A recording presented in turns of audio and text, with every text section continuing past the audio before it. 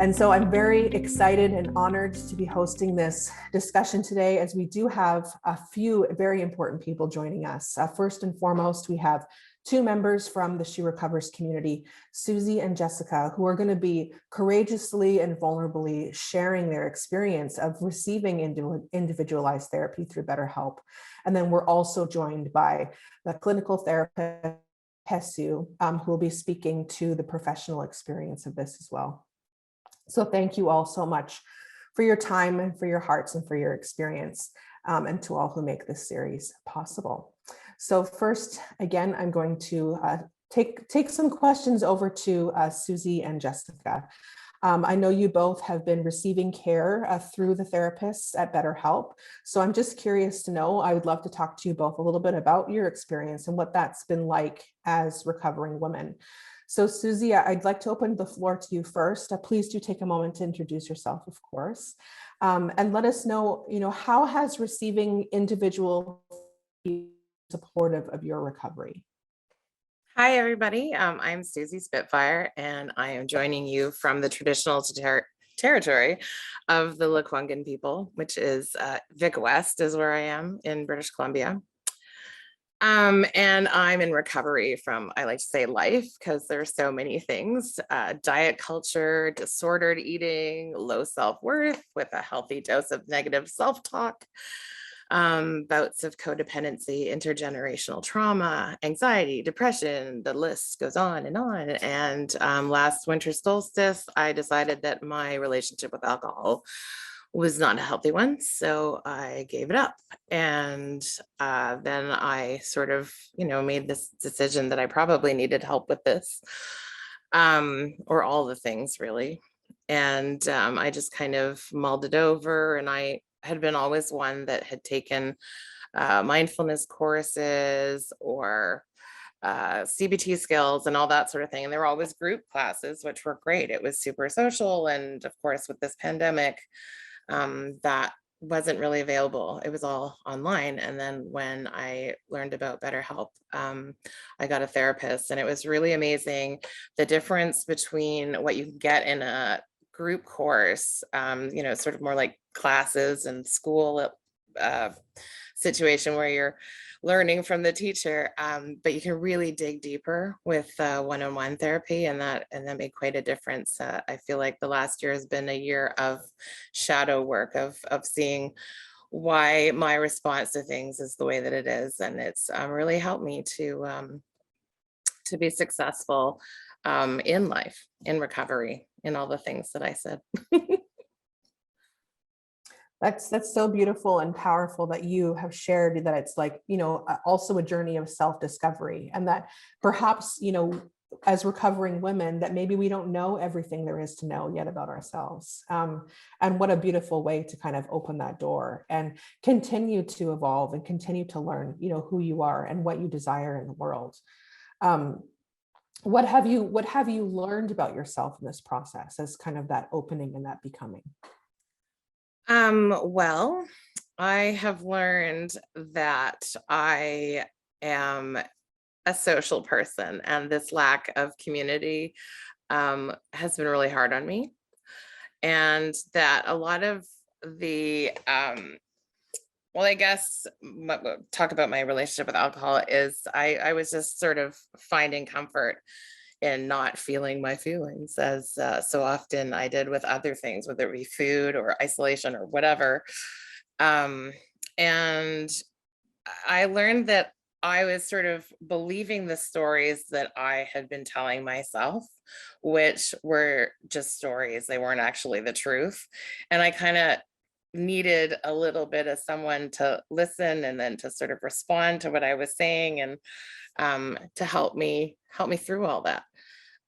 Because I think it's so easy for us to believe what we've been telling ourselves for so many years, and when that's not actually even the truth. And so to actually go beyond and to see why we're reacting in this way, why we're telling ourselves these stories, and then it allows you to kind of work through it all, and then write a new story.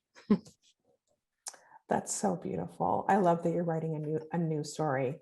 And kind of on the heels of that as well, do you feel, as an individual receiving therapy, have you ever encountered like that, even that internal stigma of what it is to receive professional support? Or do you have any reflections on how, how is it important to you to remove and smash the stigma that's often associated with receiving therapy? Well, for me, I think a lot of what I need to smash is my shame. And as a writer, when I put it all out there and it's all flapping in the breeze, as soon as I do that, I mean, I think I function. I think I'm going to be judged and I'm judging myself and all this stuff. And as soon as it's all out there, then there's no more shame.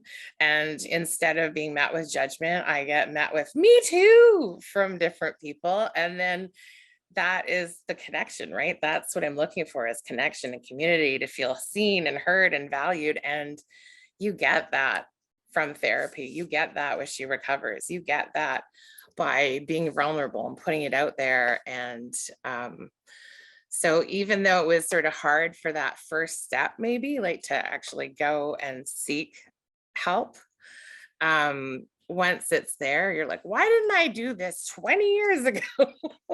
It's like we go to school, we have teachers and counselors, we go to university, there's teachers and counselors, and then it's like you get a job and they're like, okay, great, sink or swim with life. And so, okay, if we're going to sink or swim, then I'll make an analogy. Like, I feel like I'm the captain of my ship, but that doesn't mean I know where I'm going. So I need to hire a navigator to help me along the way. And ultimately, they're going to help me chart the course, but it's my decision to go in whatever direction that I want to go in. Absolutely perfect analogy. And I'm going to hold on to that because I'm just imagining, you sitting, because you're at your computer, of course, right? It's an online thing. You mentioned feeling a little bit disconnected. So having this ship steerer, for lack of a better word, have you felt like you've been able to reignite that connection some? Yeah. So the one nice thing, I mean, obviously meeting with a therapist weekly is great, because then I've got, a set time where I can talk to somebody and feel that connection there. But BetterHelp also provides webinars or groupinars. And within the groupinar, there's obviously a presenter, and then you've got people in a chat that are, saying stuff along the way. And even though I'm sitting here in my bedroom on the floor in the meditation station, like, I'm still connected to those people and we're all talking about the same things. And it's in that way, it's absolutely totally normal. And generally, the person that's talking about this stuff is saying, this is my experience with this. I too suffer from anxiety or depression or whatever. So it's really, even though I'm alone in this room, sitting here at a computer, I am connected to all those people around the world in the groupinars, and I'm connected to my therapist. And yeah, so you don't feel alone, which is, I think, really important. Wow. Because what I'm hearing is not, so if I understand correctly, it's not only the individual therapy that you receive in your subscription, but you also have access to webinars and presentations that involve the community as well. Yeah. And then the other thing I thought was really amazing too is that there are journal prompts every day, and you can choose to use them or not. But as soon as you write your journal post, you can choose to have it linked to your therapist, so that when, whatever the journal prompt is, you write a blurb about it, and then they get a little bit more insight into what's going on in your mind. So it's not just a one-on-one thing for 45 minutes, like a week. It's, here's what I wrote today, or what do you think of this? Or, we can talk about this on Wednesday, or what have you. So your journal prompts, all you have to do as the person receiving the support is submit these reflections, and it automatically goes to your therapist. Yeah, you can choose that. I mean, you could choose to just write it down and have it in your journal without sharing it with your therapist, but there's an option to do that, which I think is, well, for me, it was very helpful anyway. That's so brilliant. And I did want to take this opportunity to bring Jessica forward to jam on this for a second with us as well, because I can see Jessica's going to join us with her screen in a moment, but she's got her son there with her. So I can imagine that juggling self-care and prioritizing therapy and being a mom and taking care of all the things, is probably a tall ask on any given day. So Jessica, I'm curious to know, how have you carved out time for this therapy, and how is it benefiting your recovery? Well, the time has actually been a little tricky to find. So he's 2.5, my daughter's 4. My mom's currently with her in the washroom right now. But my therapist was so willing to work with my hours. It's just me with the kids all day, every day. So like a lot of times in the morning, like before they'd be up, so like 6:30 in the morning, she was willing to meet with me while they were still sleeping. And that was really nice. Wonderful. So I'm hearing that perhaps the accessibility and the flexibility of being able to kind of be met right where you are is helpful. Yeah. Absolutely. And can you have your kids in the session as well? So they were sometimes. Unfortunately, we tried not to. Again, with the journaling, like Suzie was saying, it was handy because I was able to journal and share that with her, and she would almost go over it a little bit ahead of time. So she knew, like, when we got into our sessions, it was kind of like right into what I was going through for that week or whatever. So it was nice. Yeah, it's hard to juggle with the 2 of them. Of course. Is there anything that you've learned about yourself through this process as well that you maybe didn't know, or you're getting to know yourself a little deeper? Yeah. So I mean, I'm recovering from a lot of postpartum depression and anxiety, a divorce as well with their father, and some codependency that I wasn't really aware of. And she really helped me with boundary setting, which is where I've kind of always struggled.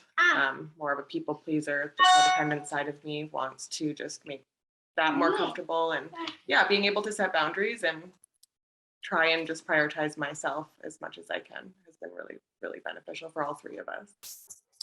Yeah, and I thank you again so much for your courageous vulnerability and your transparency, because there are folks who are joining us today who are also recovering from postpartum depression. So by having this conversation and, recovering out loud, because I know that can be difficult, right? Especially in online spaces where you're not able to perhaps see everybody, that you are making an impact with your experience today.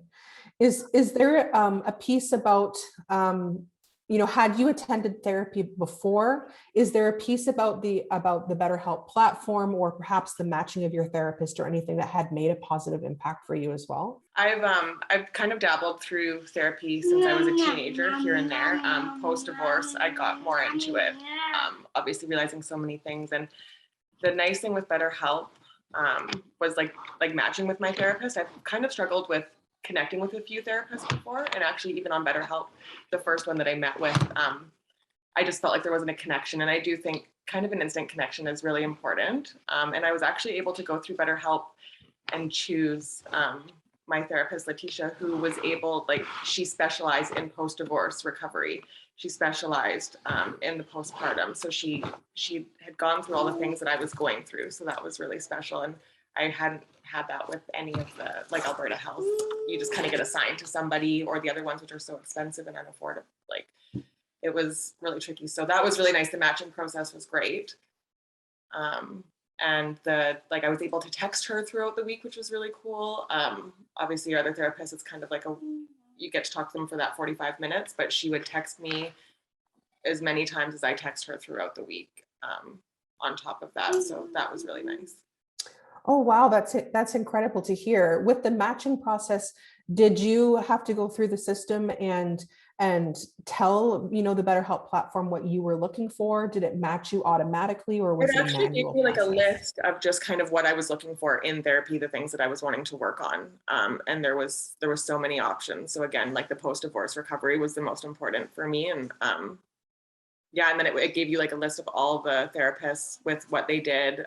So you could see their faces, you could see everything. And it was really wonderful. That's so brilliant. Thank you. I'm just going to bring that question forward over to Suzie as well, Suzie. Well, I know that you had a bit of a different journey with the matching process. You do bring a sense of humor and a lightheartedness to this experience. And I love how open you are to kind of following the lead.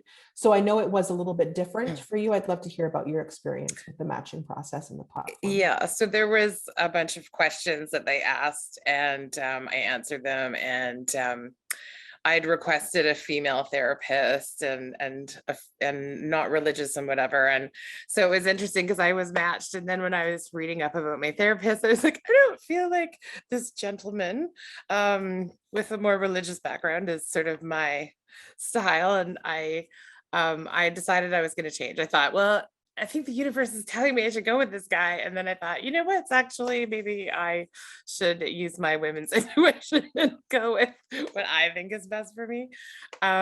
So I did request a change, and it was super easy. And I too saw the list of everybody, and I was sort of scrolling through and I was reading everything. And then because I have a total woo-woo witchy side, I was like, I need somebody that has, red dreadlocks and says that they do shamanism and CBT skills and all the things that I was, kind of like, okay, there's that part. And then there's this other part that just really suited me to a T.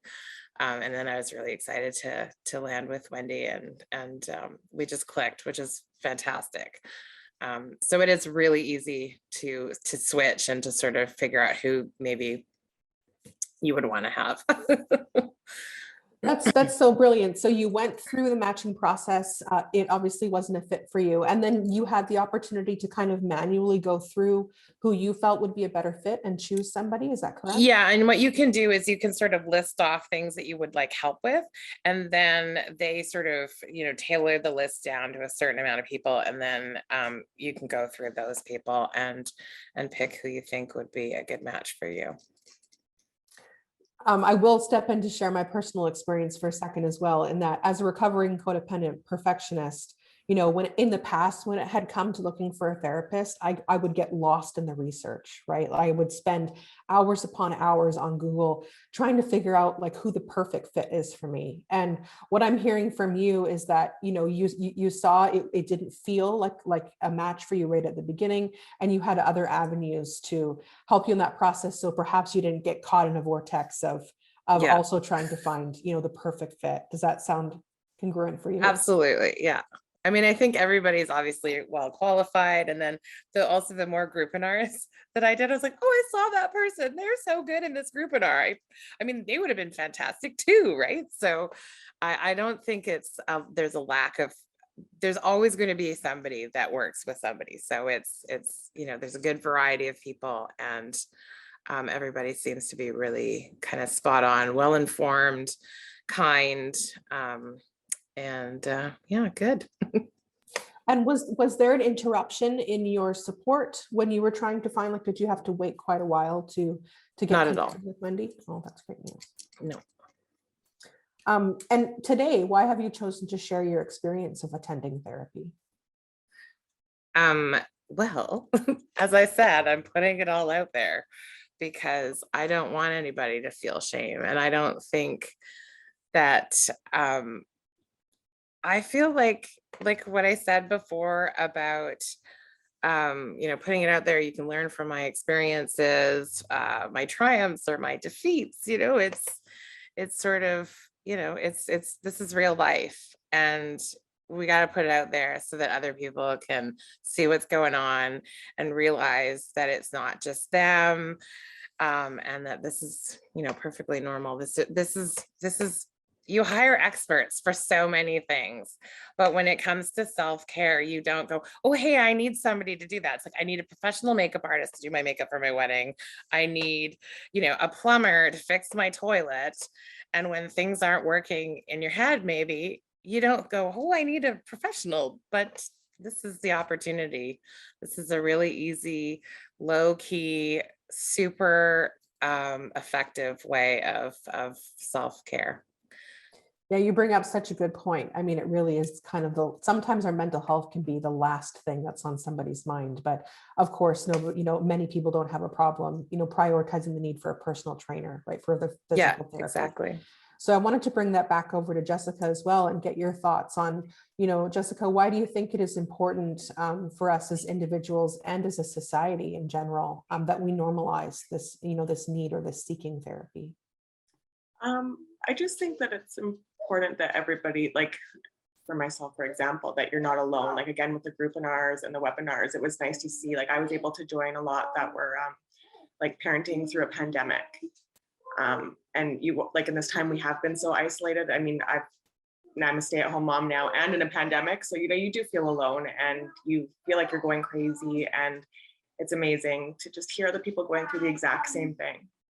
And you think that nobody else is, you feel like you're crazy, you feel like you're the only one, but there's so many people that are going through the exact same thing. And it's just so nice to hear that and so nice to feel heard.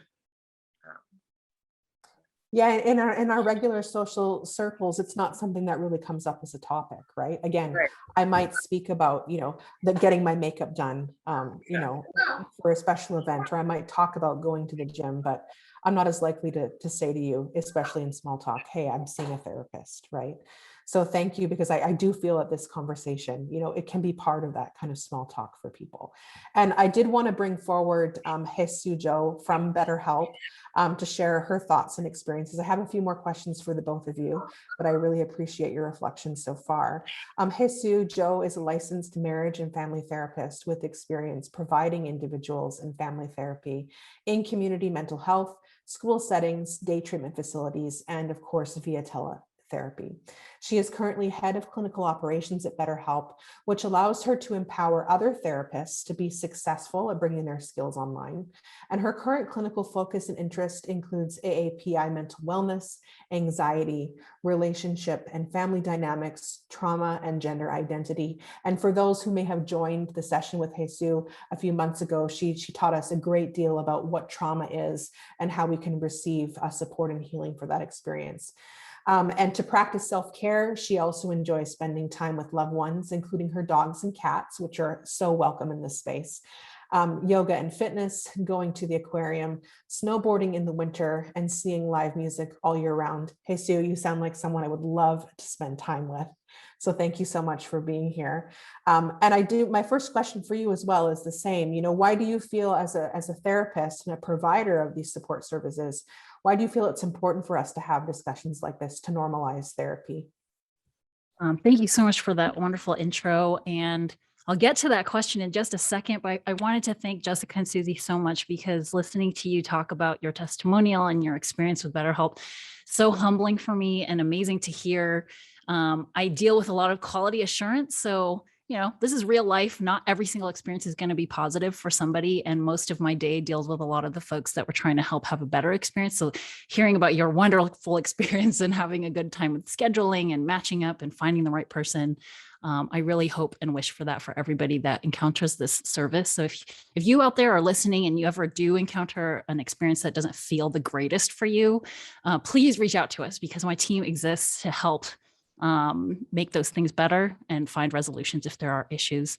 And getting back to that question, you mentioned these are topics, these are things that we don't really talk about with our friends on a regular basis. It's not really like coffee table talk when you go visit your parents and they're like, how have things been? Well, you don't really talk about these things. So in these spaces that we curate, we talk about chosen family. I think about chosen venue and chosen space and chosen, just time that we can take up with each other and time that we can spend on ourselves to talk about things that, why is it that the question comes up, well, why is it that we bury this stuff? And there's a lot of shame associated with talking about mental health, wellness, looking for help, seeking help. Even the idea of like not being good enough and finding the right therapist for me, I think that is filled with a lot of shame for people too. As the landscape is changing and people are finding more access to therapy, I think it leaves another vulnerable population of people that can't find the right therapist for them feeling bad in a different way. So I think it's important to talk about every kind of experience as much as we can. I think Jessica brought it up. It's this experience of normalization. It's just knowing that you're not alone and not isolated in this experience that you've had, that somebody else may have gone through something quite similar. And even if not the exact same thing, there's something very powerful in sharing experience with another human. That's what we're hardwired for, is to connect. And talking about these things, I think, connects us. Exposing some piece of yourself so somebody else can be invited inside. I think that's like really instrumental to healing as a collective of a group of people. We're never alone in anything. Most of the time in suffering, we weren't alone in that either. Either there was somebody that's behind it, which we can learn to forgive and let go of. And in our healing, I don't think we do that alone either. So in all stages of life, we do that in some kind of togetherness mode. So I think it's really important to talk about all of this on top of all the other things that we already talk about. Absolutely. And I love that you bring up, that we're hardwired for connection, and how interesting it is that, we're hardwired through our community, through our computers to be connected to BetterHelp online. And Suzie also mentioned that there was this learning or this unlearning, right, of who she was and who she wants to be. Do you find, would you say in your professional opinion, does somebody need to come to you knowing what they want to do, or knowing what needs fixing, or what they might be struggling with? Or, can people come to you and say, I don't know what I need, but something feels like it's missing? Oh, totally the latter. If I could say that my career is full of clients that knew exactly what they wanted to do, it wouldn't have been, I think, as interesting. People are so beautiful to me because of how intricately complicated we are. You can't figure somebody out after a day, right? Like those of you that have been in long-term relationships, 20, 30, 40 years, you can probably still say that every so often you get caught off guard because you learned something new about your partner. And that's so interesting about humanity and about people. There's so much stuff within us that we don't even realize sometimes. And to demand for a client to know exactly what they want to work for is probably going to end pretty poorly right from the beginning, because what you described is exactly the situation that I think a lot of people find themselves in, is like, I can't really articulate what's going on. I'm not really sure why I feel off. I'm not sure why I can't keep it together at work, or my interpersonal relationships are beginning to suffer. I can't sleep well. And when I'm not well rested, I'm not able to function as well. I don't know why, but I want to work on something. I think this is the mental space that is a fine place to be, to make that decision that you're going to try looking for help. Because part of therapy, really, that beginning stage of therapy, the assessment period, when your therapist is firing a ton of questions at you, they're trying to figure out something with you, right? They're beginning to paint a picture. You might hear them use words like conceptualization. They're really wanting to understand some key parts about who you are, to help accompany you, to walk alongside with you on your journey to self-discovery. So part of therapy is learning how to identify, learning how to articulate, learning how to acknowledge what you're feeling. Because a lot of times we live our lives being raised in a way that we don't learn that stuff. So of course, it's very hard to describe what it is that you need if you're not even sure what's going on.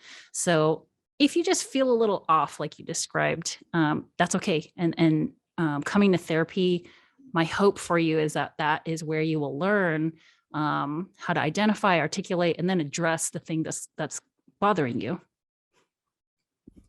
Right. So it kind of leads into my other question for you as well, because of this, specialized online component in the work that you do. Would you say that online therapy is good for somebody who experiences a lot of kind of disconnection in the community, or who might suffer from social anxiety? Like, do you find as a therapist that you're able to hold space for those folks who maybe wouldn't normally be able to access therapy because of social barriers? Totally. What an important question. And it's almost kind of like, whatever I'm about to say, I could hear myself responding to myself like, yes, Captain Obvious. Yes, it's especially with social anxiety or other things like agoraphobia or fears of XYZ that may exist outside of your home. Online therapy is such a good option for folks like this, because The other alternative is to continue telling yourself like, yes, I'm going to make the appointment, and yes, I'm going to drive myself to this office.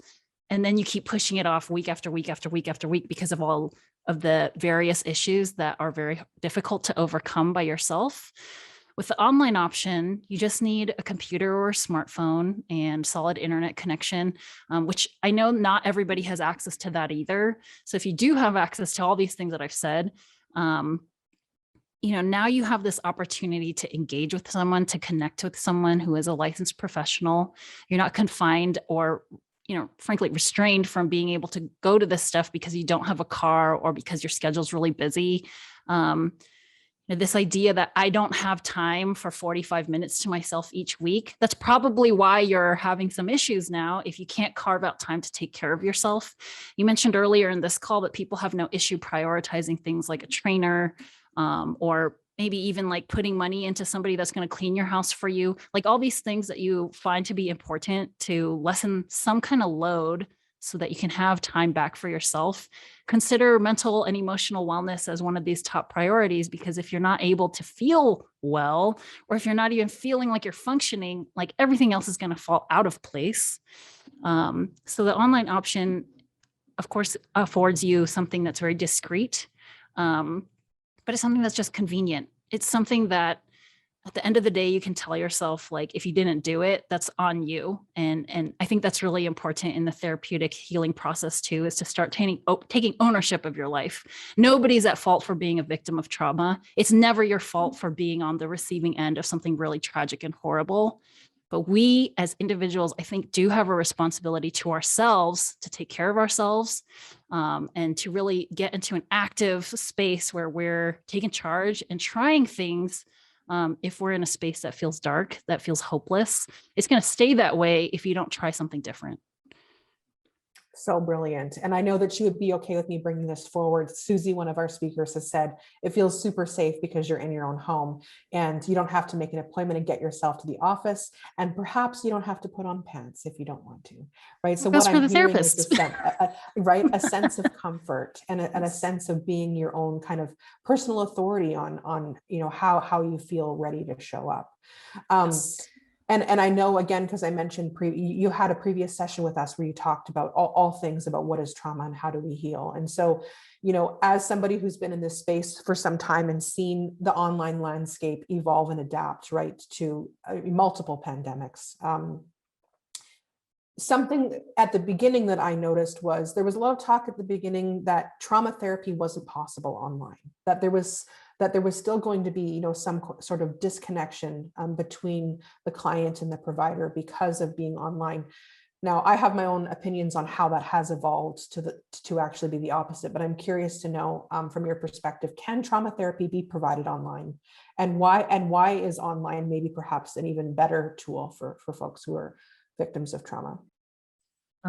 Loaded question. When I take a step back and I think about the people that are asking that question or making that point, trying to make that point that online option is not going to be as effective, I'm hoping that the folks coming with this perspective, they want what's best for client care also, right?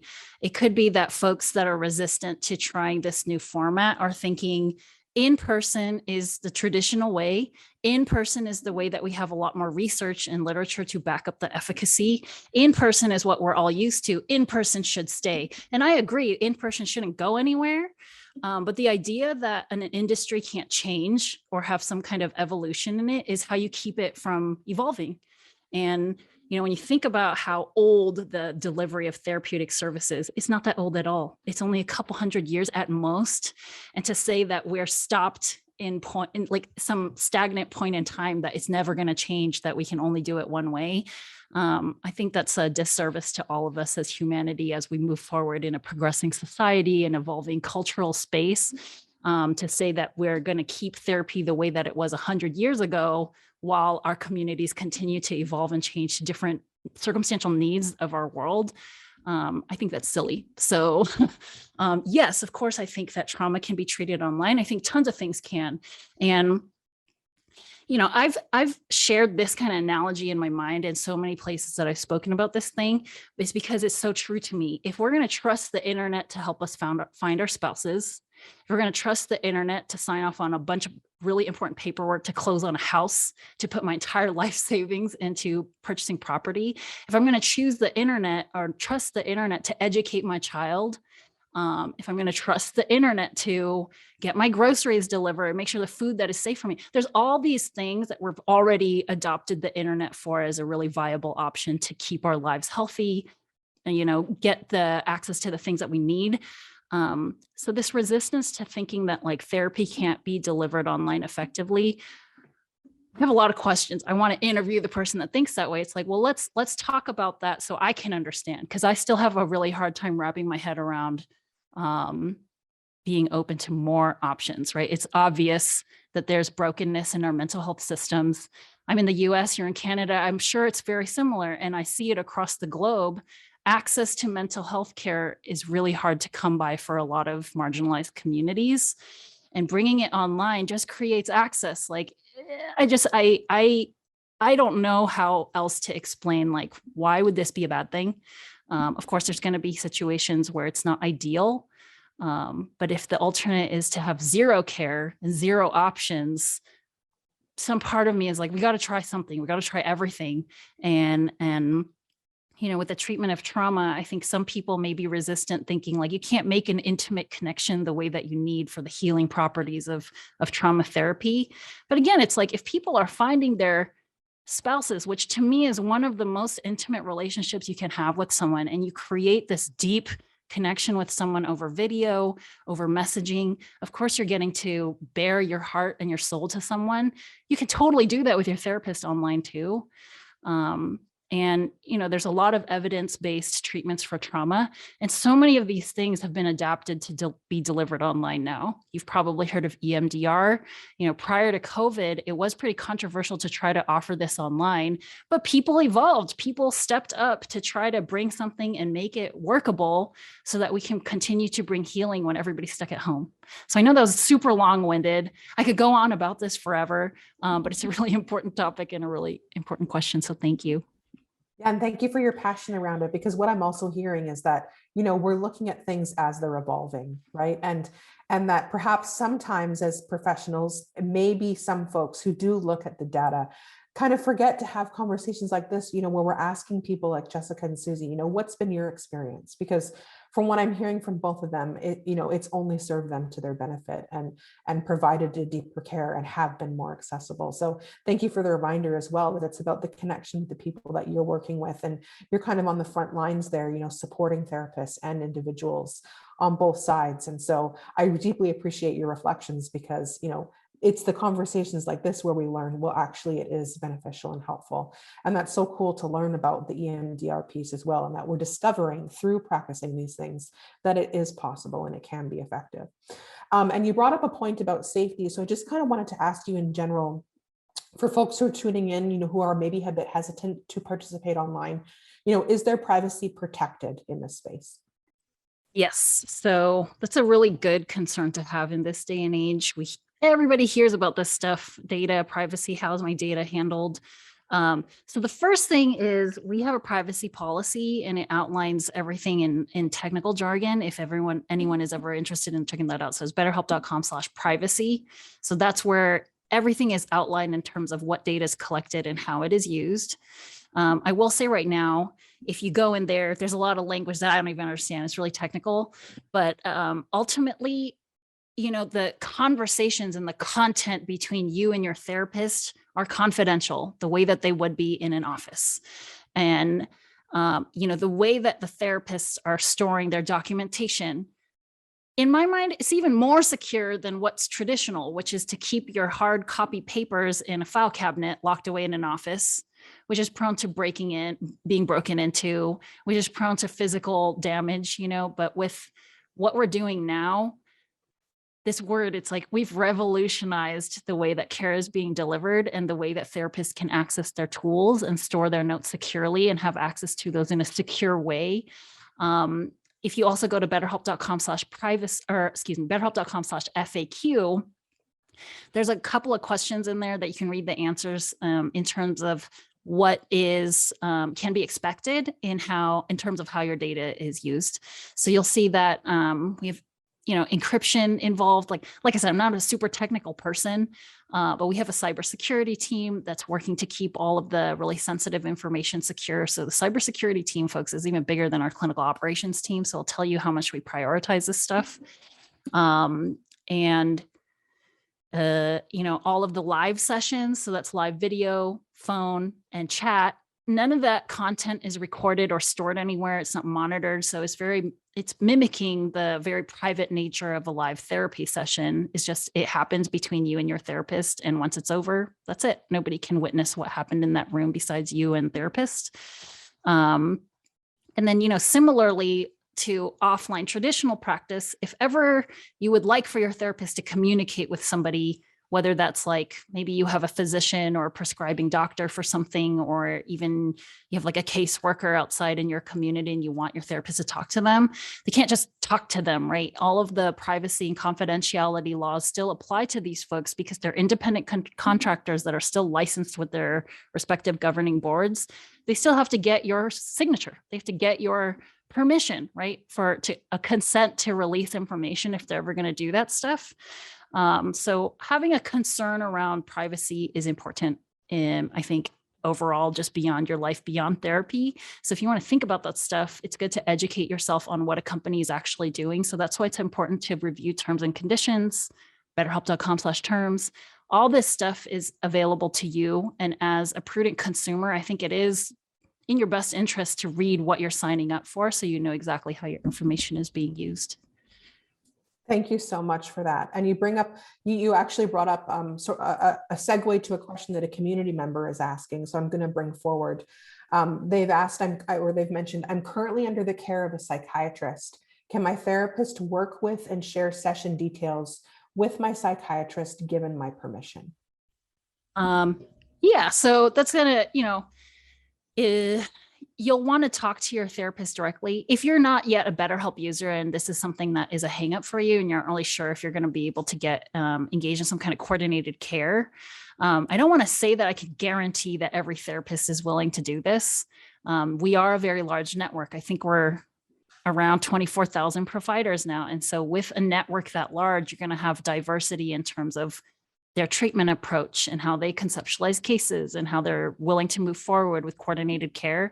So while I can't say that 100% of the therapists are willing to do those things, many of them are. So it's really important on you as a client to have your questions prepared when you first get matched with someone, because if this person is not going to be able to fulfill your needs or help you move forward in the journey that you want, you can change therapists really easily. It was mentioned earlier, but in your account, you just have to click a couple of buttons to change therapists. And if you're looking for something specific, like coordinated care, ongoing communication with a psychiatrist, it might take you a few tries before you find somebody that's well-versed in being able to work in that way. But it's certainly possible. It's certainly happening. So, you can help yourself in therapy if you have these specific needs to bring that up very upfront, right? So that you know whether this person can do what you're looking for. And if not, you can change therapists so that neither of you is caught off guard or surprised by anything. That's perfect. Thank you so much. And I'll just take this opportunity to remind anybody who may have joined us later in the webinar that we are talking about BetterHelp. And right now, BetterHelp does have a discount available to anyone who's tuning in to receive 35% off online therapy until December 31st. So please do visit betterhelp.com/SRF to take advantage of all of the things that we've spoken about so far. Our speakers at the beginning mentioned that they were able to find a therapist through an online portal. Some of them were able to be matched with a therapist. Somebody else was also able to change their therapist and find a better match. So please do visit betterhelp.com/SRF to take advantage of 35% off today. And Haesue, you also mentioned, this client-driven approach with BetterHelp, where, as the client, I can kind of essentially choose how I wish to engage or participate in my own experience. And so I'm curious to know as well, how do folks connect with their therapist? Because we heard from Suzie, she mentioned something about being able to text, Jessica and Suzie both spoke about a journal, ability to submit through a journal. So can you just tell our listeners a little bit about how they can connect with their therapist once they get matched?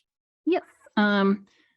One of the questions you asked earlier, I think I wanted to answer that. So I stored it away mentally. I think you had asked whether we ask if somebody prefers messaging or video sessions or something like that. And that is a space in the early questionnaire that you'll have an opportunity to provide some info on. But ultimately, every member will have access to all live session types and messaging. So once you sign up and once you get matched with your therapist, whenever you log in, your main page is going to look like a messaging portal. So that's where you can message with your therapist back and forth. It's not in real time. It's more like email. So if you send a message, chances are your therapist will see a notification. That depends on, do they have push notifications on their phone, like all that kind of stuff. But you'll send off a message and it's similar to email. So they'll see it when they see it and they'll respond when they can. So most therapists now are letting their clients know very early on. And if you find that your therapist doesn't do this, it's more than in your right to ask, how often do you respond? When can I expect that you'll be online? And, many therapists like myself will let you know, like, you can message me at 2 a.m., but I'm not going to answer because I'm sleeping. I'm a real human. I'm not a 24/7 therapist in your pocket, but the messaging is available so that we can message back and forth, not in real time. If you want to talk to me in real time with my undivided attention, that's where these live sessions come in. So the booking system is also quite easy.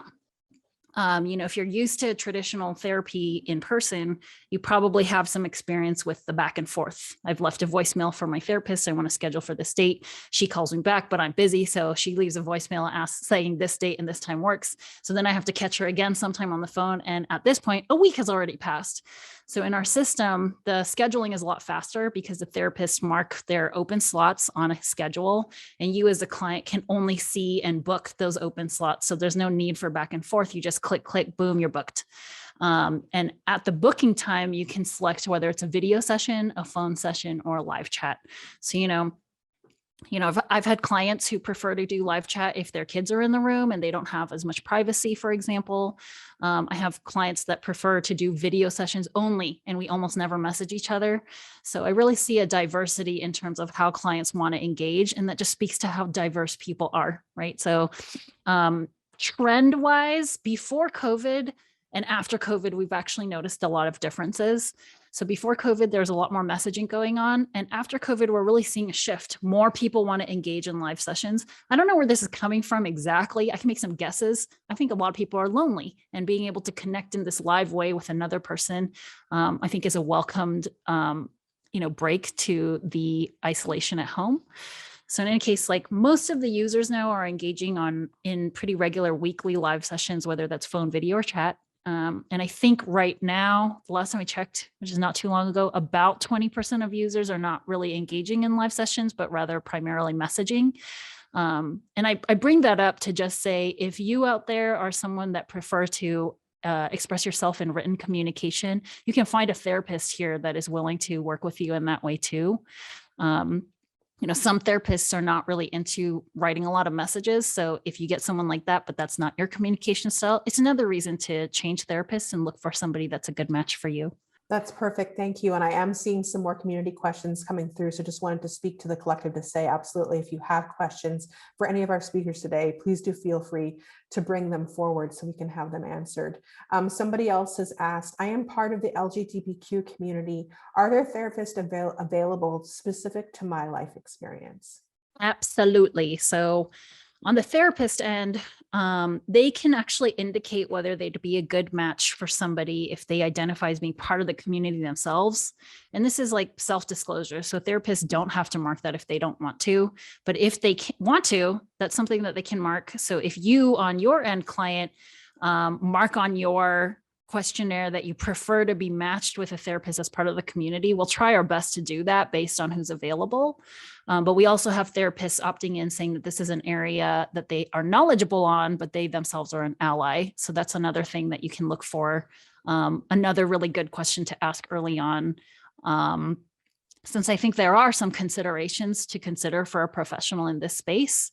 So again, a long-winded answer to basically say, yes, this is something that you'll be able to find. That's fantastic. Thank you so much. And I missed these comments before, but Jessica and Susie have both said how much they appreciate how fast and accommodating their therapists were to respond. And Susie also mentioned that she started with an audio session and then went to video. So Susie, I'd actually love to bring you forward to answer, because Haesue was mentioning, she wasn't quite sure perhaps why folks may start in a different format and then transfer to video. So I'd love to hear from you. Yeah, I don't know. I just wasn't really confident. I didn't really like, I kind of felt that like on the phone would be a little bit more safe, and just to sort of feel, feel out the session. And then when the person responding, my therapist, was super chill and, sounded amazing and was clicking with me, I thought, okay, now I'll open it up to the video. And maybe I didn't wear makeup, or I don't know, it was something like that, just just wanted to feel good about it going in. And I guess audio is just safer. Beautiful. Thank you so much. And just before we kind of close up, I'd love to hear, Susie, from you, as well as Jessica and Haesue. What advice do you have for anyone who might be listening today who may feel hesitant or is struggling to reach out for therapeutic support? What advice do you have for those folks who are listening? Well, again, for me, the hardest part of the journey is the first step. And so if you start it, then it all gets easier. And well, there's a C.S. Lewis quote that I just really liked, and I'll share it now, because it was, you can't go back and change the beginning, but you can start where you are and change the ending. And I feel like therapy in this platform is like having somebody to hold your hand along the way. Yeah, I love that image of having somebody walking alongside you, right? Just because we're separated by our devices, what I'm learning from this conversation is that it actually can be a conduit for deeper connection. So thank you for bringing that forward. Thank you. Jessica, I'd love to hear from you as well. What advice to other, moms and women who may have experienced similar life experiences to you? What advice do you have for them? Just make time to do it. Like, again, I had to make it work at 6 o'clock in the morning or 6:30, but I never once left my session feeling worse. I always felt heard and uplifted and confident, kind of just ready for my day, ready to take on whatever situation. So just do it. You'll never feel worse. I don't think it's possible. Beautiful. And how many times, one of the questions that I saw brought up in the community was, how often do you meet with your therapist? So Jessica, what was that like for you? I met with mine once a week through video. I preferred the video chat. And then again, throughout the day, sometimes throughout the week, we would message as well. So there was kind of constant support. Whereas I know with my other therapy that I had been doing just once a month, because of how expensive it was just a once a month 50-minute thing. There was no added support throughout the week or those other days that are maybe a little more difficult than the others. So that was really, really beneficial. Perfect. Thank you so much. It sounds like the accessibility piece is almost just as helpful as the actual sessions themselves, like just knowing that there is somebody there for you. And Haesue, I'm curious to know if someone does need to cancel a session for whatever reason or needs to reschedule, what does that look like? How much time does an individual have to do that? I mean, technically, you can cancel all the way to a minute ahead of your session. You'll have the ability to do that. There's like a cancel button. Also, you get reminded that your session is tomorrow. You get reminded that your session's in 30 minutes. You get a reminder that your session's starting right now. And in all these emails, you can cancel it from there. So that's the technical piece, right? But I also want to remind folks that your therapist is another real person that carved out this time for you. So those last minute cancellations, they're a disruption to the therapist's schedule and what they're expecting that day. So it's really helpful if you can cancel at least 24 hours ahead of time. And that's just like a courtesy thing. But honestly, all therapists, they're going to say something about this to you in the very beginning, what they prefer, if they have some kind of policy, what they would like for you to do if you need to cancel ahead of time. And of course, everybody understands life happens. If you can't get to your computer, you can't cancel it and you don't show up. Chances are your therapist is going to ask, are you okay? Sorry, I missed you, something like that. And then you'll have a chance to process what it was like for both of you to miss that session. Realizing I'm so long-winded with all this stuff, but I just want to say that, like, yes, you can cancel, and hopefully you'll have had an opportunity to talk about the implications of canceling a session with your therapist too. I have to say, I deeply appreciate the long-winded responses, because it is, I mean, it is the grace of a therapist, right? To manage expectations and to know, what those people who are seeking help what information they might want to know. So thank you so much for going into detail, because I know that anyone tuning in right now is finding all of that extremely helpful. It's just thorough is how we see it. Absolutely. And as a professional kind of on the other side, and this person who is often, walking alongside these folks, as Suzie has mentioned, what advice do you have for people who are tuning in who may be feeling hesitant to reach out?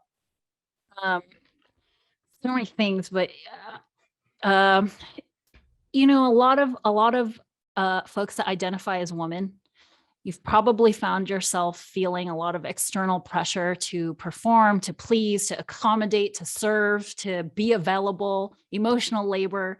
Like, this is the role of so many women. And that's caring for others. And then that's highly valued in our society. Like, she's such a caring person. She's always there for someone else. How often are you there for yourself? How often are you going out of your way to make sure you are healthy? How often are you making a big effort, like getting up at 6 a.m. to make sure your needs are taken care of? So if you're willing to wake up in the middle of the night to go get your stranded friend at a bus station, my hope is that you would get up in the middle of the night to help yourself if you need to also. Self-care is sometimes about not just like having bath bombs and getting a treat delivered to your door. Self-care is sometimes about getting into an uncomfortable place to make sure your needs are met, to make sure you're healthy, you're well, which will ultimately lead to happiness. So folks, if you feel stuck, something I really would want to impart on you is that, this was already said in more ways or another. Sometimes you just got to do it. You got to take one step forward and get yourself to try, because then at least you can say that you tried.